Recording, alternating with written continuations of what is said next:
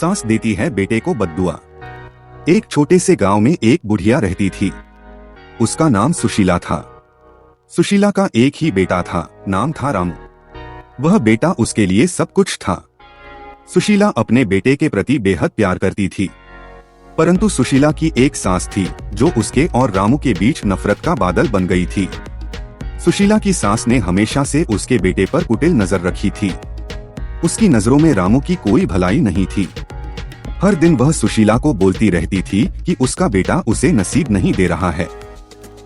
सुशीला के दिल में बेटे के प्रति प्यार की रोशनी थी, लेकिन सास की बातों ने उसका मन उदास कर दिया। रोजाना की नफरत और द्वेष ने उसकी जिंदगी को अजीब सा रंग दे दिया था। रामू ने कभी भी सास की बातों पर ध्यान नहीं दिया। वह हमेशा माँ के साथ खुश और प्यारे अनुभवों को याद करता रहता था। एक दिन सुशीला की सास का दिल बड़ा ही कड़वा हो गया। उसने उसके बेटे को बद्दुआ देने का निर्णय लिया। बेटे की खुशियों को छीनने के लिए वह नाराजगी भरी आवाज में उसे बद्दुआ देने लगी।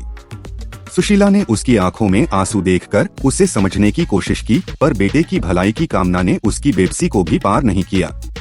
वह सास की बद्दुआ से जूझते जूझते अपने बेटे को संबोधित करने लगी। रामू बेटा, माँ तुम्हें हमेशा से प्यार करती आई है। तुम्हारे बिना मेरी जिंदगी अधूरी है। कृपया सास की बातों में ना आकर अपने सपनों की ओर बढ़ो। तुम्हारी माँ हमेशा तुम्हारे साथ है। रामू ने माँ की आंखों में उत्साह और प्रेम देखा। उसने माँ का हाथ पकड़ा और उसे अपनी गोद में ले लिया।